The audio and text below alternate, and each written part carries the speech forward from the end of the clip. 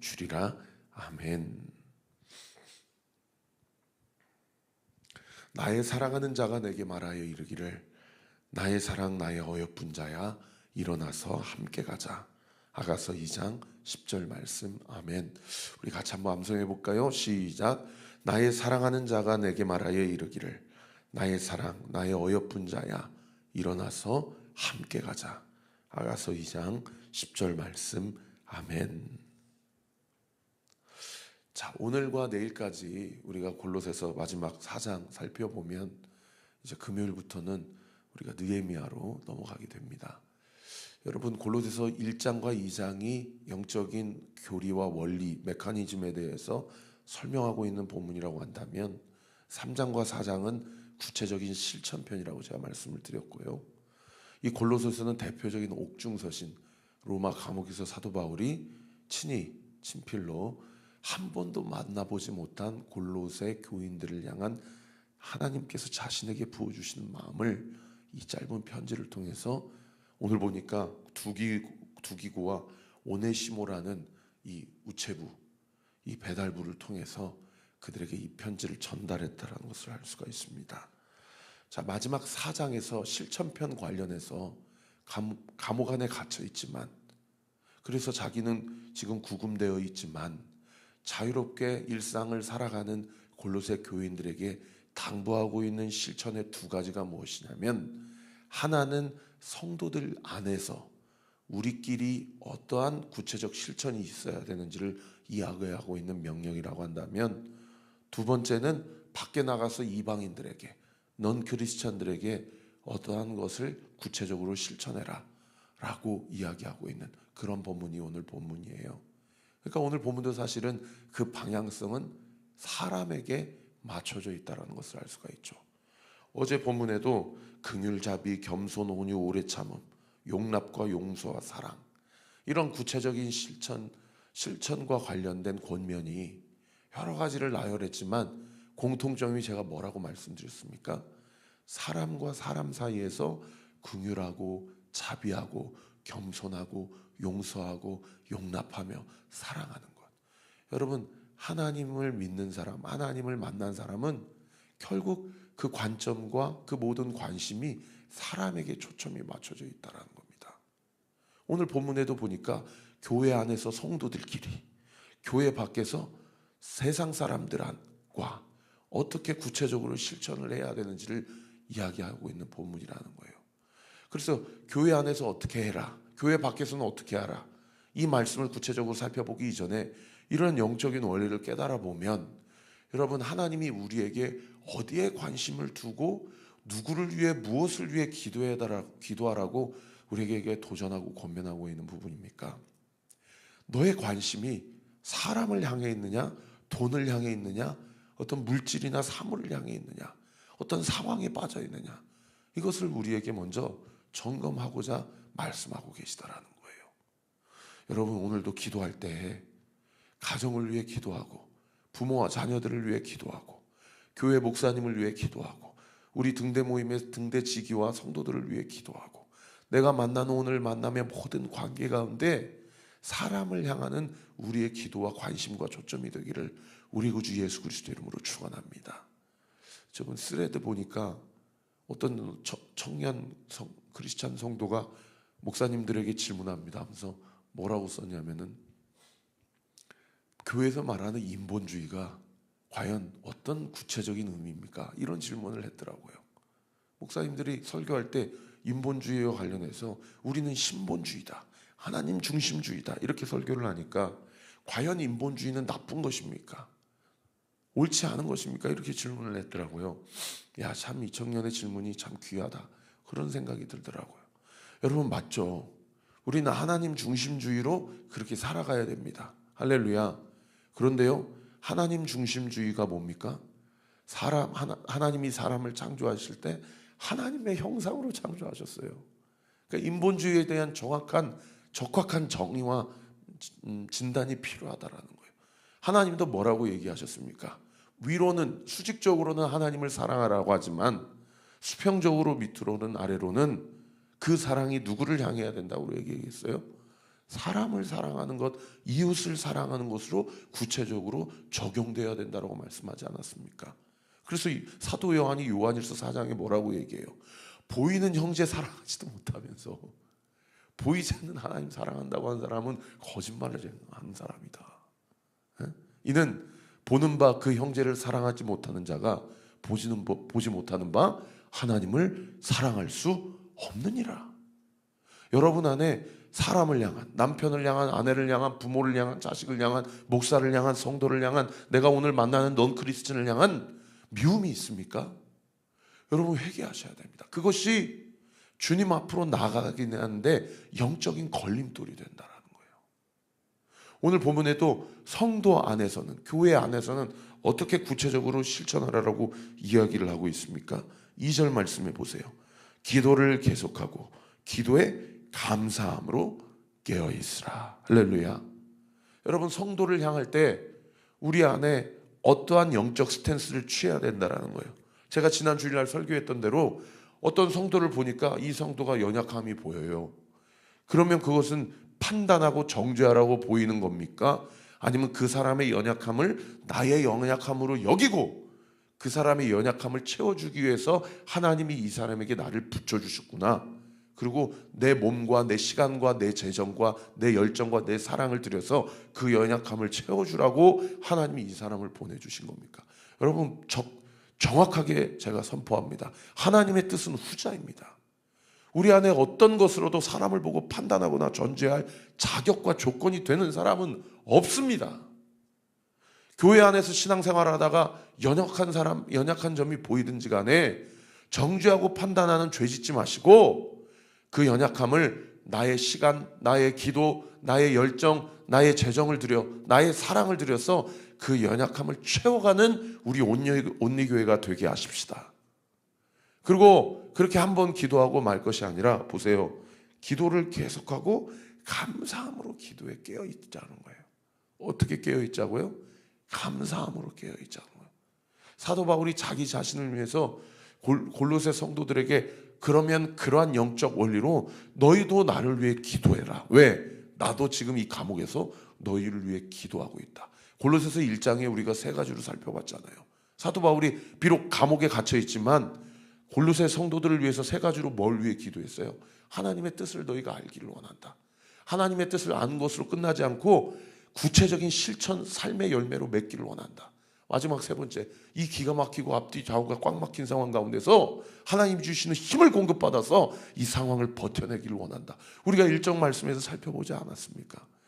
내가 너희를 위해 한 번도 만나보지 못했지만 내가 너를 위해 이렇게 감옥에서 기도하는 것처럼 너희도 나를 위해서 기도할 때 세상에 그 다음 구절에 보니까 내가 빨리 이 감옥에서 풀려나기를 위해서 기도해달라 이렇게 얘기를 안 하고 그 다음 구절에 뭐라고 기도해요?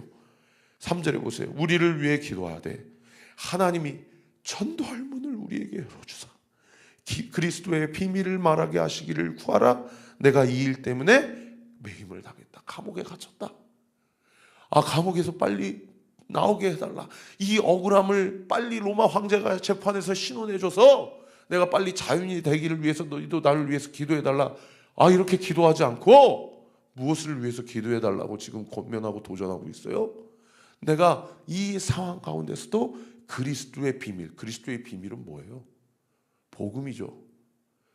하나님이 예정되고 선택하신 자들에게만 그 비밀이 열어진 예수 그리스도의 십자가의 죽음으로 말미암아 내 죄가 해결받았고 그분이 사망 권세 앞에서 무릎 꿇으신 분이 아니고 적확하게 3일 만에 부활하시고 40일 만에 승천하셔서 지금도 살아 역사하셔서 나를 위해 하나님 보좌 우편에서 친히 간구하고 중보하시는 유일한 중보자가 되고 계신다. 그분이 시퍼렇게 살아계셔서 너의 인생과 삶을 다 지켜보고 계시고 너와 동행하고 계시고 너와 함께하고 계시며 너의 작은 신음에도 응답하고 계신다 라는 것을 비록 감옥에 갇혀있지만 이 상황 가운데서도 그 비밀을 담대하게 전하는 자가 되게 해달라고 나를 위해서 기도해달라 라고 그렇게 기도 부탁을 하고 있다라는 거예요. 내가 이 일을 위해서 매임을 당했다. 감옥에 갇혔다. 여러분 창세기 45장에 요셉의 자기 자신의 삶을 향한 영적 분별력이 생각나는 구절 아닙니까? 요셉이 형님들한테 배신당하고 가족에게 배신당해서 팔려왔는데 세상에 요셉이 드디어 형제들을 만난 거예요. 그러니까 형제들은 양심이 있어서 야, 저 사람이 이제 총리가 되는데 우리는 죽었구나 라고 하니까 요셉이 형님들에게 뭐라고 얘기를 합니까? 당신들이 나를 판 게 아니고 하나님께서 우리 가문과 우리의 가정과 민족을 살리기 위해 우리에게 생명을 주시려고 당신들보다 먼저 나를 애굽으로 이집트로 보내주신 것입니다 라고 창세기 45장 5절에 그렇게 기록하고 있는 거 아니에요? 사도 바울이 뭐라고 얘기해요?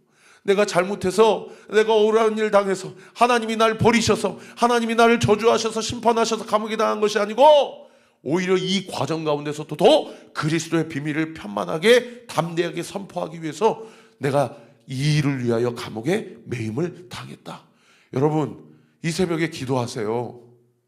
이러한 영적 해설력과 분별력과 해석력, 이러한 영적인 성숙함, 그리스도의 뜻을 알아가게 되고 날마다 나는 그리스도와 함께 죽노라라고 고백한 사도 바울의 삶이 성화의 과정을 통해서 영화의 삶에 나아갈 때에 이런 나의 삶을 해석하고 분별해냈는데 이런 영적 분별력이 부어지는 삶을 하나님 나에게도 주세요 라고 여러분 이 새벽에 기도하세요.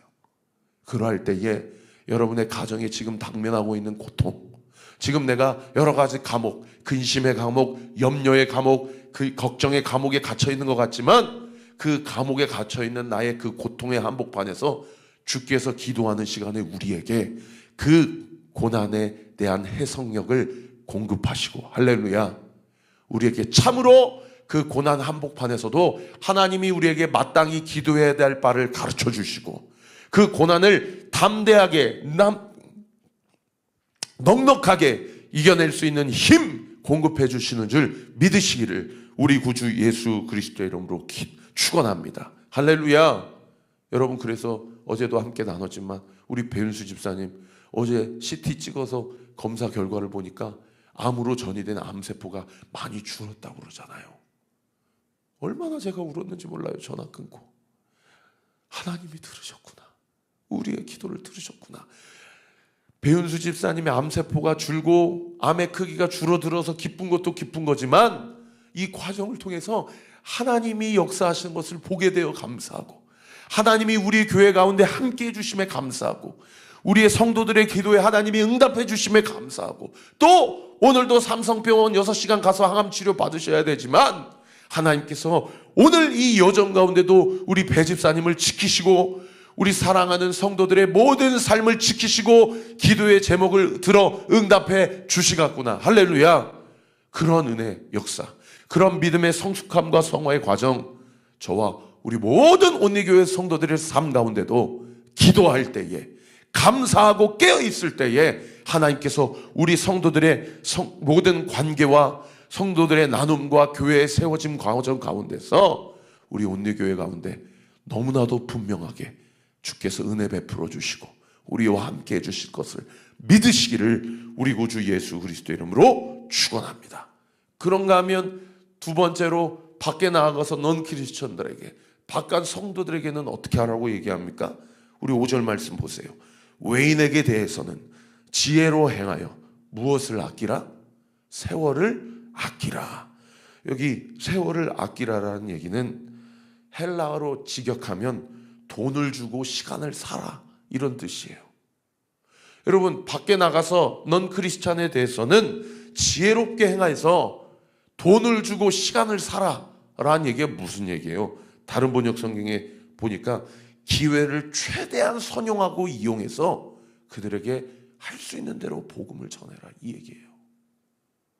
여러분, 그냥 요즘처럼 기독교 또 이런 어떤 복음이 한국 교회 한국 사회 안에서 개독교니 완전 그 영적인 권위가 추락하는 이 시대 가운데 물론 그 행위와 일도 의미가 있을 수는 있겠으나 막 전철 같은 데 가가지고 예수천당 불신지요. 여러분, 이렇게 하면 그 사람이 내가 죄인이구나, 내가 그러니까 오늘부터라도 집 근처에 있는 교회에 나가서 예수님을 만나야 되겠구나, 이럽니까? 지혜롭게 행하라고 그러잖아요. 지혜로 행하여 시간을 주고 돈을 주고 시간을 사라는 얘기는 뭐냐면 내가 나에게 가지고 있는 모든 에너지, 열정, 재정, 은사, 기회, 이 모든 것들을 다 지혜롭게 선용하고 어떻게 저렇게 작전을 짜서 할 수 있는 대로 내가 오늘을 살아가는 이유, 내가 오늘 이 직장에 취직하고 이 직장에서 일하는 이유, 내가 오늘도 이 사람을 만나는 이유, 내가 이 사람 가운데 여러 가지 이야기들을 나누고 이 사람과 계속해서 좋은 관계를 유지해야 되는 이유가 뭐예요? 오늘도 벌어먹고 살기 위해서, 이번 한 달도 우리 가정 버티기 위해서가 아니라는 거예요. 이 모든 일들이 뭐라는 겁니까? 복음을 위해서, 하나님의 영광을 위해서, 나를 구속하신 예수, 그 주님이 나에게 주신 그 은혜와 사랑, 당신도 걱정의 감옥, 근심의 감옥, 이생의 염려, 생활의 자랑, 그 모든 감옥의 한복판에 있지만 그 감옥에서 나를 구원하신 그 예수가 당신도 나처럼 예수님을 만나면 그 감옥에서 탈옥할 수 있고 주의 영이 계신 곳에는 참 자유가 있다라는 것을 지혜롭게 선용하기 위해서 여러분 세월을 아끼라라고 그렇게 도전하고 있다는 것입니다. 그래서 그 다음 구절에 보세요. 너희 말을 항상 은혜 가운데서 소금으로 맛을 냄과 같이 하라. 그리하면 각 사람에게 마땅히 대답할 것을 알리라. 여러분, 예수님이 우리를 무엇이라고 그랬습니까? 너희는 세상의 빛이다. 너희는 세상의 소금이다. 빛이 빛을 잃으면, 소금이 그 맛을 잃으면 어디겠다, 무엇을 위해서 쓰리요? 그저 땅에 던지어져서 사람들의 발에 밟힐 뿐이다 라고 이야기하지 않았습니까?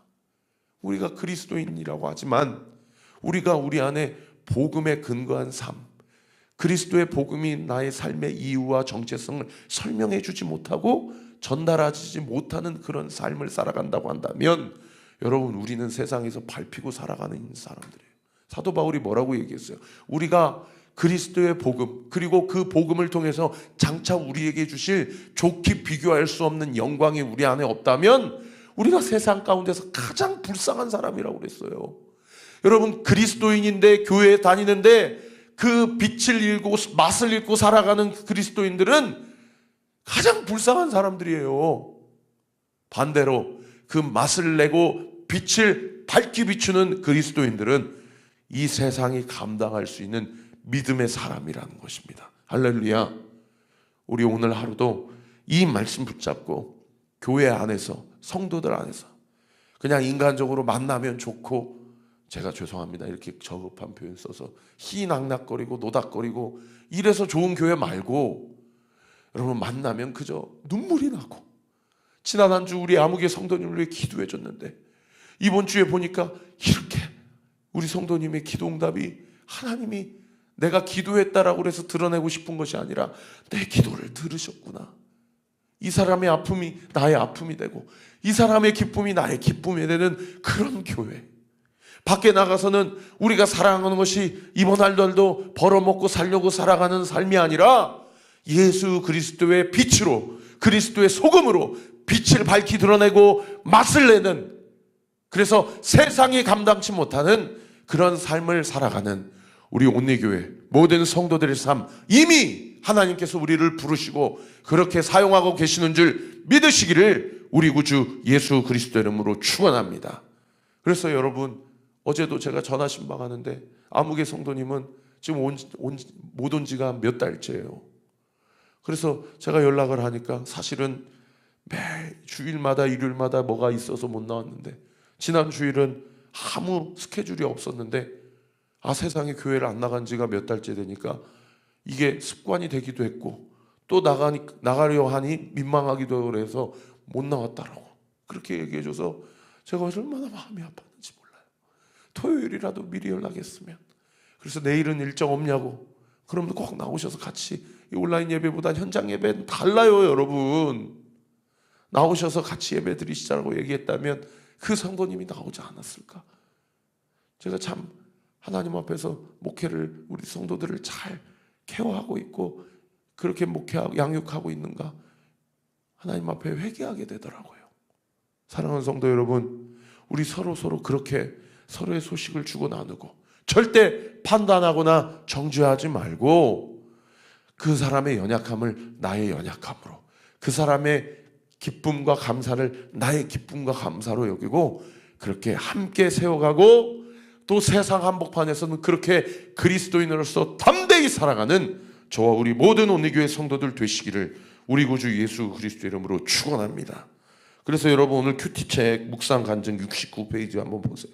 이 신인실 성도님, 이분의 간증문을 읽어보니까 참 마음에 도전이 되고, 우리 교회도 이런 교회가 되었으면 좋겠다. 두 번째 단락 보시면은 부모님이 4년 사이에 갑작스러운 병으로 모두 소천하는 사건이 찾아와서 저는 세상에 홀로 남게 되었는데, 혼자 삶을 꾸려가는 것이 외롭고 힘들어서 자기 연민에 빠져 영원히 눈을 감고 싶었는데, 그때 교회 공동체가 유일한 위로와 소망이 되어 주었다. 저의 고난에 함께 울며 가족이 되어준 하나님의 신실한 일꾼들 덕분에 저는 살아갈 용기를 얻게 되었다.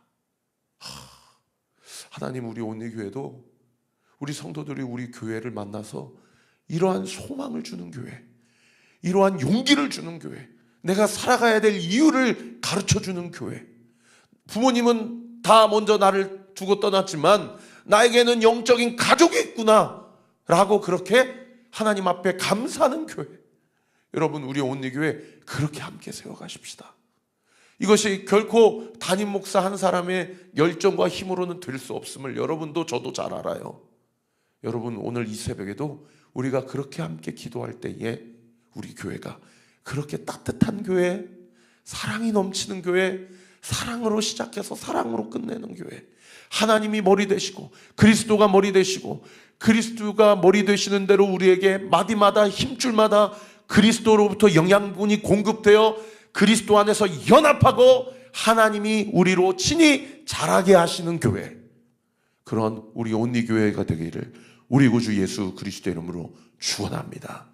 기도하겠습니다. 아버지 하나님, 감사합니다. 오늘 교회 안에서 우리가 어떻게 구체적으로 실천해야 될지, 교회 밖에서는 어떻게 구체적으로 우리가 실천해야 될지, 오늘 골로새서 말씀, 2000년 전에 감옥에서 사도 바울이 한 번도 만나보지 못한 모 교회 성도들에게 이 두기고와 오네시모를 통해서 그저 편지 전달하고 끝난 텍스트가 아니고, 오늘 2024년 7월을 살아가는 우리 온리교회에게 주시는 하나님의 명령이자 진리의 말씀, 생명의 양식임을 믿습니다. 오늘도 이 아침에 아버지 하나님, 우리 사랑하는 모든 성도들의 삶, 주님께서 다 그 모든 처지와 형편과 상황을 아시오니 나의 기도하기 전에 우리 목사님을 위해 기도하고, 우리 성도들을 위해 기도하고, 우리 교회를 위해 기도하고, 우리 가정을 위해 기도하고, 이 나라와 이 민족을 위해 기도하게 될 때에 아버지, 우리의 기도 이 아침에 주께서 결코 외면치 않으시고 반드시 그 기도를 들으시고 우리의 신음에 응답해 주실 것을 믿습니다. 기도를 계속하고 기도에 감사함으로 끼어있게 하시고, 외인에 대해서는 지혜롭게 행하되 세월을 아껴 행하는 저와 우리 모든 온리교회 성도들 되게 하여 주시옵소서. 오늘 이 아침에 우리 사랑하는 모든 성도들의 기도 이 아침에 응답될 지어다, 응답되게 될 지어다, 응답되게 될 지어다 믿고 감사드리며 살아계신 예수 그리스도 이름으로 기도하옵나이다. 아멘. 지금은 우리 구주 예수 그리스도의 은혜와 하나님의 사랑과 성령 하나님의 위로교통 충만하심이 주신 말씀 붙잡고 오늘 이 아침에도 무엇을 위해 기도해야 될지 우리로 가르쳐 주시고 우리에게 영적인 분별력을 주시는 그 주님을 믿고 성령의 인도하심을 따라 기도함으로 기도의 열매를 보기로 확신하는 우리 사랑하는 온리교회 모든 성도들 머리머리 위에, 우리 교회를 위해 기도해 주시는 모든 기도의 동역자들 위에 지금으로부터 영원토록 함께 하시기를 간절히 축원하옵나이다. 아멘.